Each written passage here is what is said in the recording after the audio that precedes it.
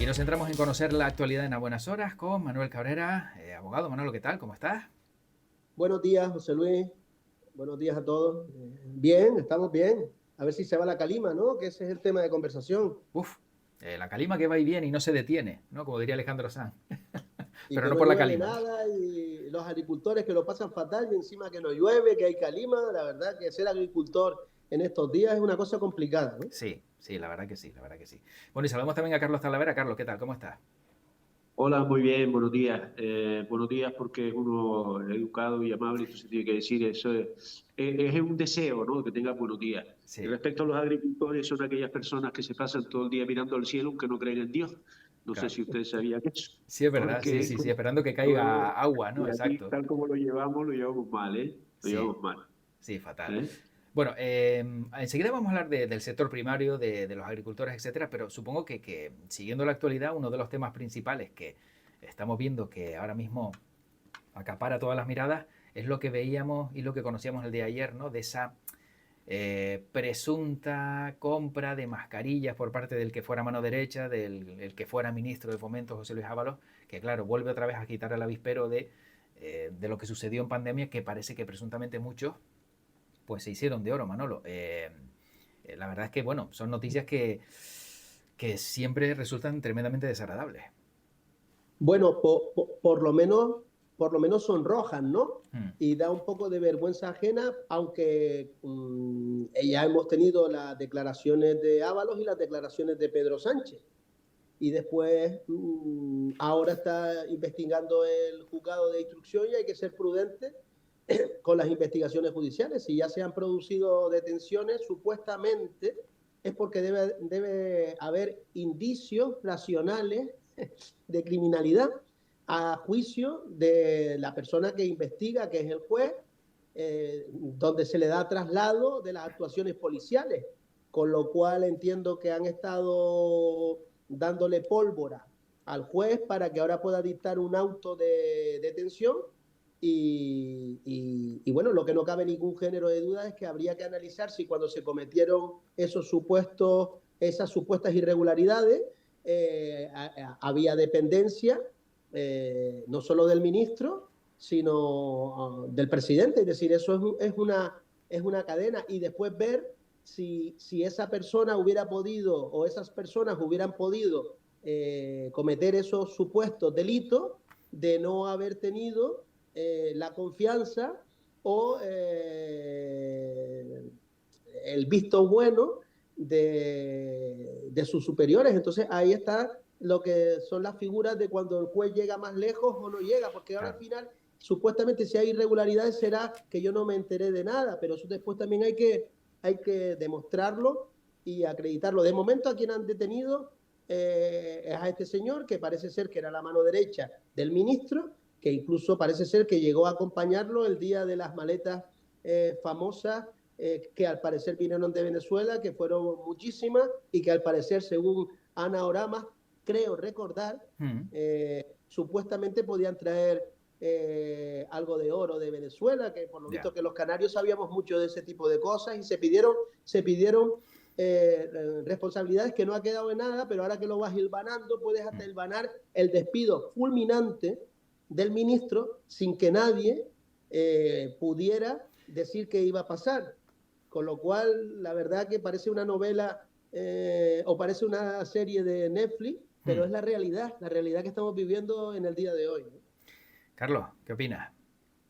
Bueno, la verdad es que emitir una opinión es complicada, ¿no? Porque nos movemos entre la prudencia que comentaba antes Manuel en cuanto a investigaciones judiciales, etcétera, etcétera, y los hechos. Entonces yo, ahora mismo de este tema de Ábalos y tal, pues sé muy poco, sinceramente se lo tengo que decir. Como soy un tertuliano, puedo decir cualquier cosa y el sentar cátedra tranquilamente, que no tiene ninguna importancia, pero de eso sé muy poco. Hay otra cosa que sí sé y que es de pública y notoria publicidad, digamos, eh, y es aquellos 5 millones o 4 millones y pico de euros en mascarillas que se gastó el gobierno de Canarias. Mm, Aquí no hay ningún responsable, no hay ningún responsable. O sea, esto se ha sobreseído, el Tribunal de Cuentas ha dicho que no ha habido ningún problema, que no sé qué, pero los 4 o 5 millones no están. Ese es el problema, no están. Y no están ni hay probablemente posibilidades de recuperar. Entonces, a mí eso me preocupa muchísimo, porque está demostrado, o sea, a pesar de todas de todas las reglas, de todas las leyes, de todas las normas de transparencia, de garantías que tenemos establecidas en el Estado, está clarísimo que los chorizos campan por sus respetos y realizan una serie de acciones absolutamente punibles en cualquier Estado de Derecho, pero salen de rositas. Yo no sé si este caso será por el estilo, y a mí lo que me preocupa es que esos 5 millones de euros da para un montón de cosas, Sí. ¿sabes?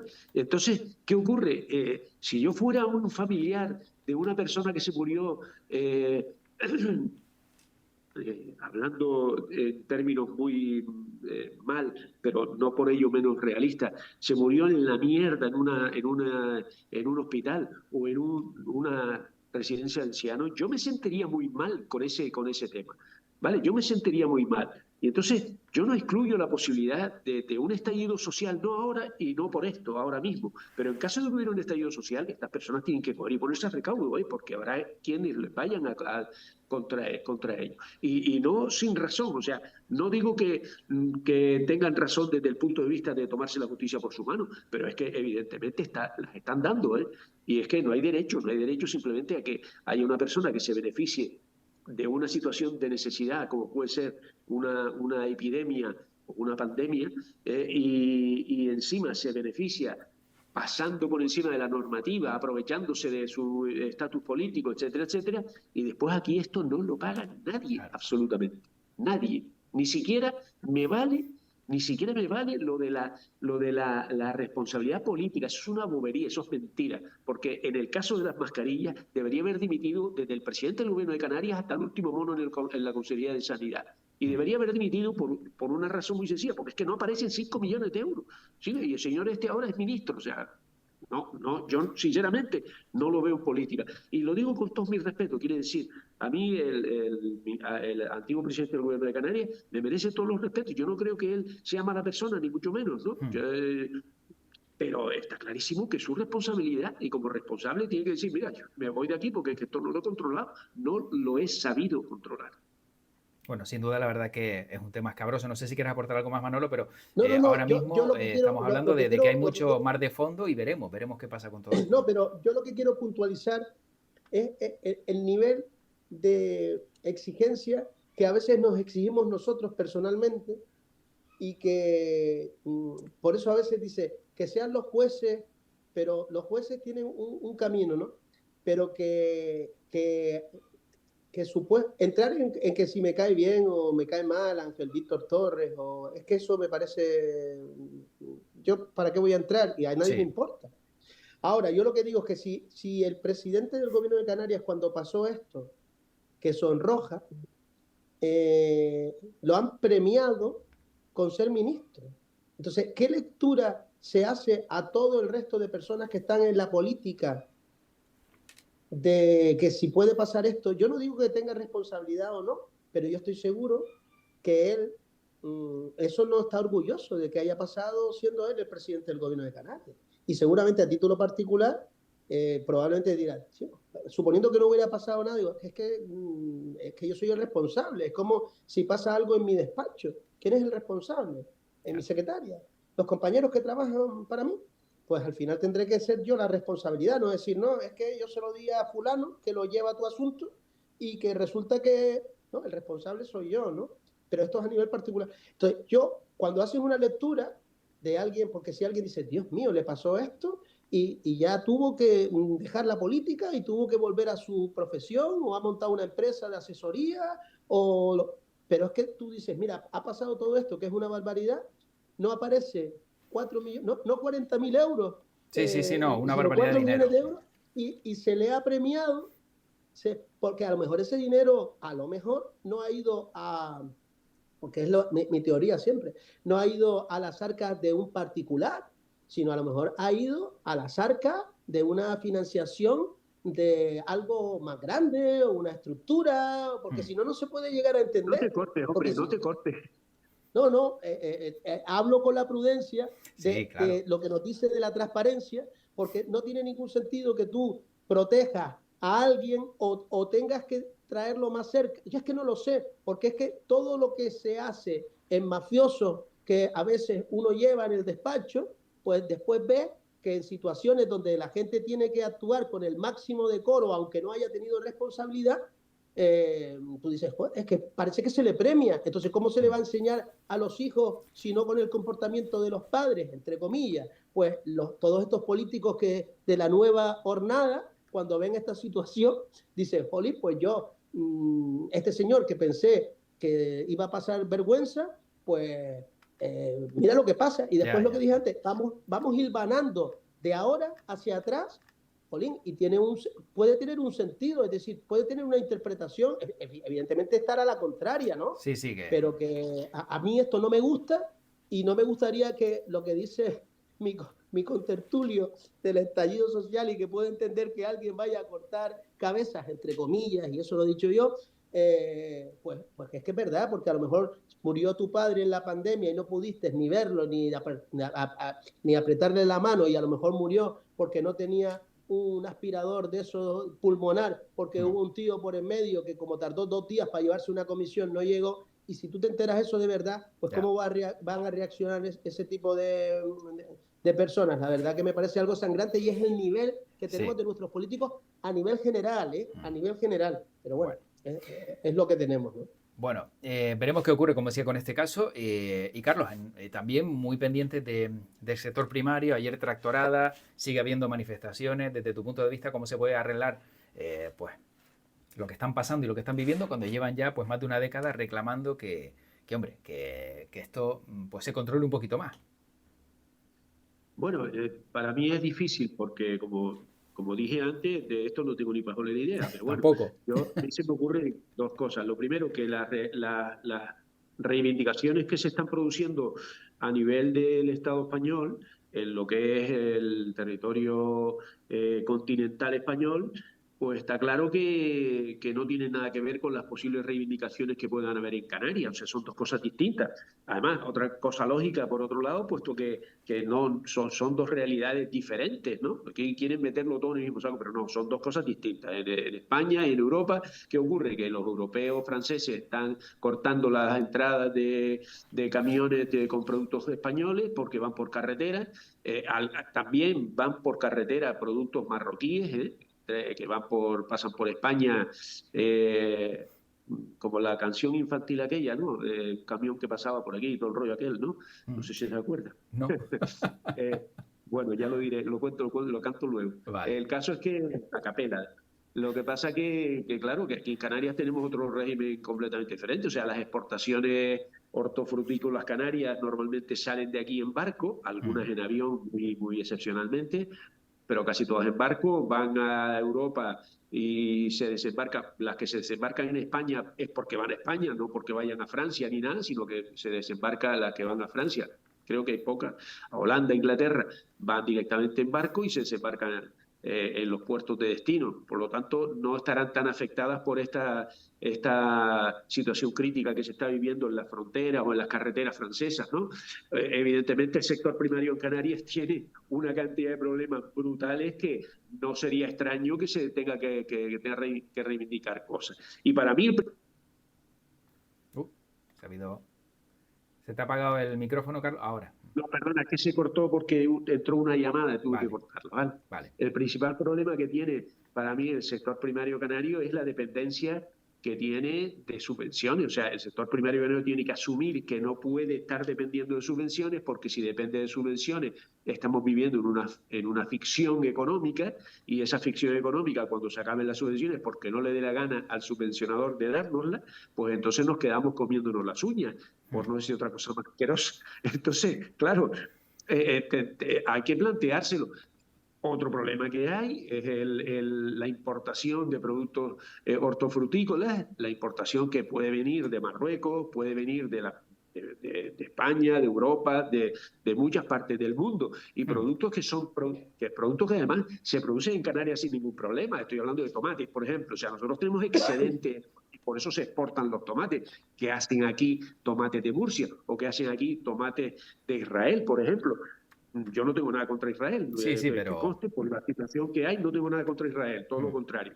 Pero en cuanto a o tomate marroquí, o sea, yo entiendo que no cabe no hay necesidad de importar eso, salvo que exista algún interés por importarlo a efectos de competir con el productor interior, y ahí es donde debería intervenir una cosa que se llama arbitrio a la importación y entrega de mercancías en Canarias, que debería coger y grabar a esos productos con un tipo impositivo que igualen los precios a lo que cuesta producirlos en Canarias. Olvídate, no se hará nunca eso, porque los impuestos en Canarias no se hacen en función de las necesidades, etcétera, etcétera, sino en función de otras cosas que en algunos casos tienen casi el mismo rango que lo que estuvimos hablando antes, ¿no?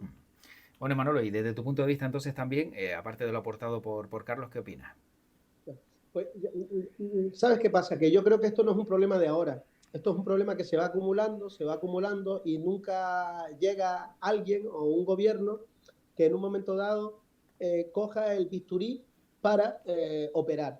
Entonces, tenemos un mal endémico, sobre todo en Canarias, con el tema de la agricultura, que tiene muchos factores, ¿no? Desde el problema de la ficción, como dice Carlos, relativa a las subvenciones, porque al final si una cosa está subvencionada tiene que haber un interés, y ese interés no puede ser mantener una cosa que a lo mejor se puede mantener un tiempo, pero no ser eterno. A lo mejor resulta que no hay que seguir invirtiendo en plataneras porque resulta que no es rentable, no lo sé, o en tomates porque al final no es rentable. Entonces, si subvencionamos, no es rentable y encima no tenemos personas que quieran dedicarse a la agricultura, pues entonces esa subvención, ¿qué sentido tiene?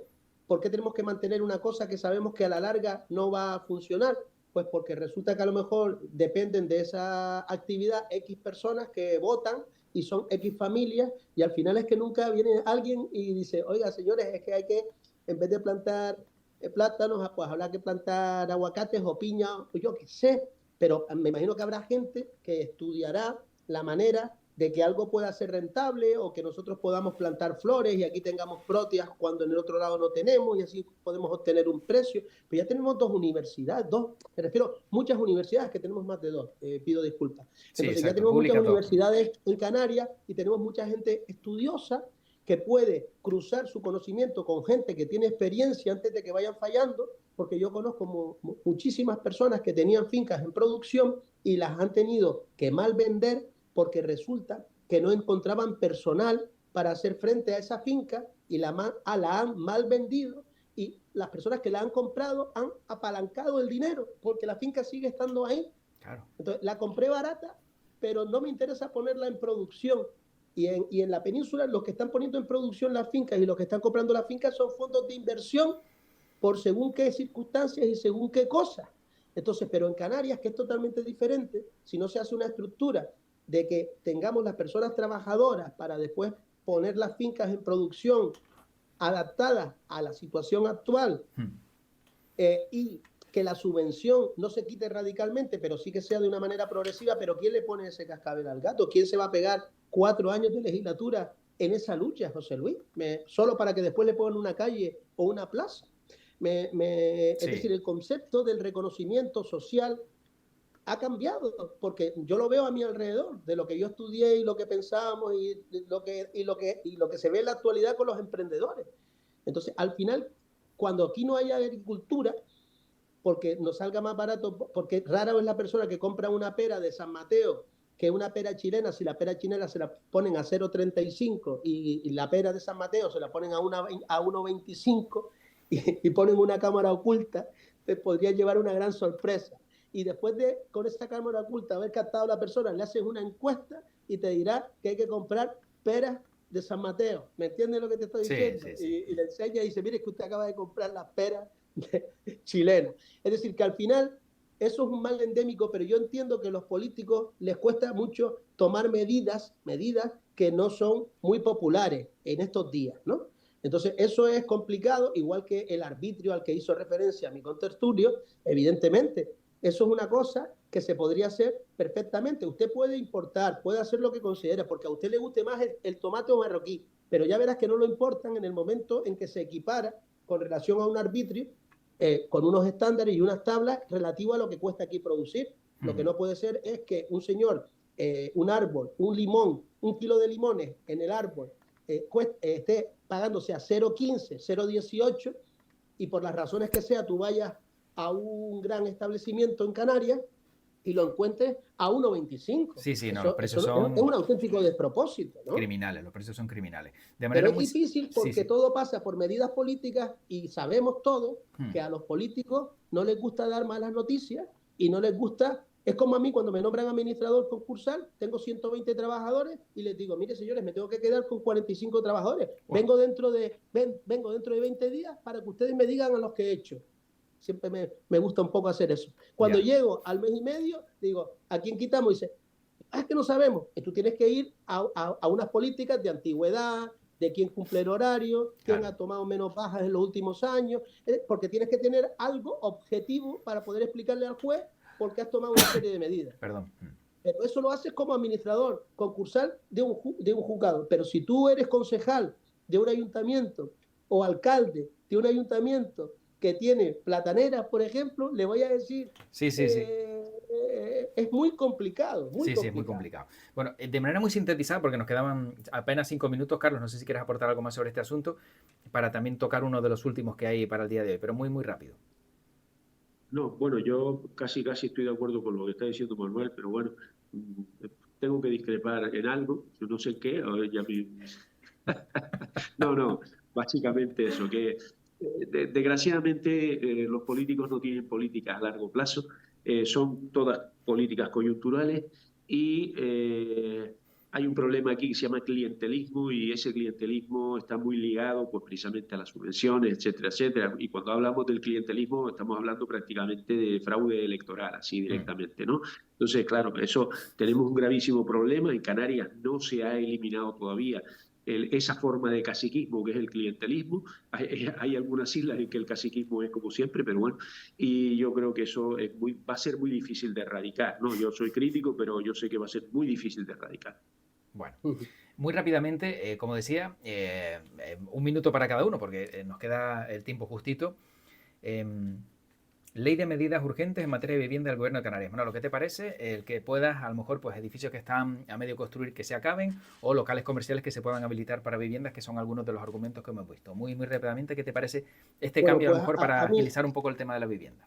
Pues brevemente, me parece que es algo disruptivo, me parece que hacía falta menear un poco el tema y vamos a ver qué resulta de eso y si no va a haber chiringuitos por ahí. Pero me parece que es algo disruptivo, es algo que cambia, algo que puede hacernos pensar.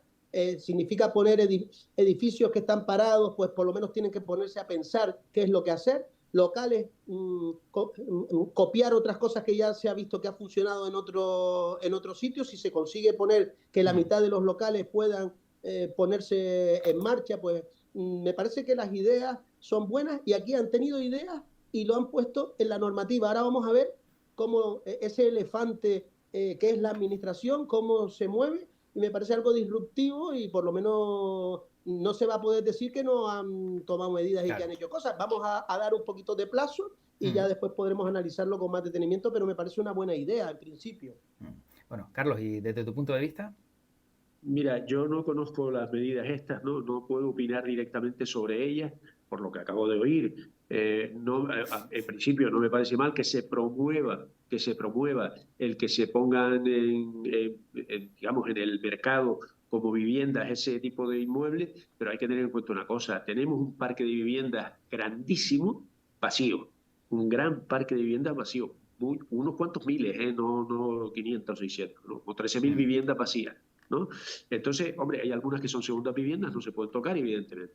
Pero lo que yo creo que aquí tenemos un gravísimo problema es con la ley de arrendamientos urbanos. Hay que plantearse esas modificaciones que han habido en la ley de arrendamientos urbanos, que son para proteger al inquilino, que a mí no me parece mal que se proteja al inquilino, pero que limitan o disuaden al arrendador, claro, de arrendar su vivienda, porque prácticamente la pierde, ¿no? La deja en manos del arrendatario cuando hay algún problema. Entonces yo creo que hay que facilitar el arrendamiento, hay que darle garantías al arrendador para que pueda alquilar la vivienda, y además ahí sí que habría que plantearse a lo mejor la subvención para que la gente pueda acceder a la vivienda. Es lo que me parece. Yo, medidas estrella, medidas así como muy rimbombantes, a veces me parecen absurdas, ya te digo, sobre todo cuando tenemos un parque de vivienda de 13.000, ¿qué coño estamos haciendo con coger locales comerciales para convertirlos en vivienda? Eso no tiene mucho sentido, pero bueno, ojalá funcione, es lo único que puedo decir, ojalá funcione, ¿no? No sé si esto... Me agoté el tiempo, todavía me quedan 3 segundos. No, ya con decir me agoté el tiempo, me quedan 3 segundos, los 3 segundos que te quedaban los agotaste, vale. Carlos. Está claro. Bueno, tenemos que terminar. Hay una última hora. En este caso, Manolo, como abogado tengo una pregunta, porque acaba de salir la sentencia de Dani Alves, condenado a 4 años y medio de cárcel por la violación de una joven en una discoteca. Entiendo que con esta pena no se libra de la cárcel, ¿no? No se libra de la cárcel, pero con 1/3 de la pena cumplida, ahora lo recurrirá, ¿no? Sí. Pero con 1/3 de la pena cumplida ya puede tener beneficios carcelarios. De todas maneras, te voy a comentar una cosa, una primicia. Sí. El compañero abogado que lo llevaba, Cristóbal, que después ya dejó de llevarlo, le hubiera podido conseguir una pena de conformidad cerca de los 3 años. Es decir, que fíjate tú, celebrando el juicio, entiendo que la sala, al considerarlo culpable, porque él fue por la vía de la absolución, ha sido bastante generosa en la pena impuesta. Sí, porque pedían 12 años, ¿no? Si no me equivoco, 12. Sí, pero él se le dio la posibilidad de conformarse y no quiso conformarse, y después el abogado, viste, que desistió de su defensa por circunstancias, por tal, pero que se hubiera podido conseguir en una conformidad, fíjate tú, condenándolo en 4 años en una conformidad, se hubiera quedado en 3 años y poco menos, y ya tenía cumplido cerca de 1 año, José Luis. Ahora habrá gente que lo criticará, pero ahora irá a la audiencia y también podrá ser recurrible por las acusaciones, por la acusación particular y por el Ministerio Fiscal. Pero es muy difícil que suban la pena. En la audiencia normalmente no suelen subir la pena. Vale, se quedará tal cual. Bueno, simplemente era una cuestión que, aprovechando que estabas por aquí, pues mira, te hemos sacado un poquito de jugo. La factura se la pasas a Carlos, que Carlos se encarga de... No hace falta. Estoy entre amigos. Pero sobre todo la cara de Carlos fue como diciendo, ¿y yo por qué tengo que pagar factura? Yo no estoy acusado de momento, ¿no? Sí, de impago de factura. De repente voy a un bar a hacer pis y me acusan de cualquier cosa de esa. Bueno, pero no estás libre de que no estás libre de que te pueda denunciar cualquiera. Y como está la cosa, porque antes el penal era la última ratio, pero como está la cosa hoy, va cualquiera a instrucción y se pega ahí en una instrucción 3 o 4 años para que después lo absuelva Carlos. Pero eso es desde hace mucho tiempo, porque en España primero te cogen y te meten en el trullo unos 4 años, lo máximo que permite la ley, al final se celebra el juicio y luego te dejan fuera. Pero el problema que tenemos ahora es que la presunción de inocencia se ha ido al carajo, y lo que el ámbito penal era fundamental, que era probar sin género de duda la comisión del delito, eso ya no, o sea, con las declaraciones de la gente ya es suficiente, ya no es necesario la prueba de esto, ¿no? A mí me parece gravísimo, pero bueno, es lo que hay. Es lo que hay. Bueno, pues tenemos que dejarlo aquí porque nos quedamos sin tiempo, pero se nos quedan algunos temas sobre la mesa, pero siempre un placer poder charlar con Carlos Talavera y con Manuel Cabrera en estos ratitos de tertulia, y como siempre, les doy las gracias por participar y nos vemos pronto por aquí si les parece. Un saludo. Muchas gracias. Cuídense mucho. Gracias. Hasta luego.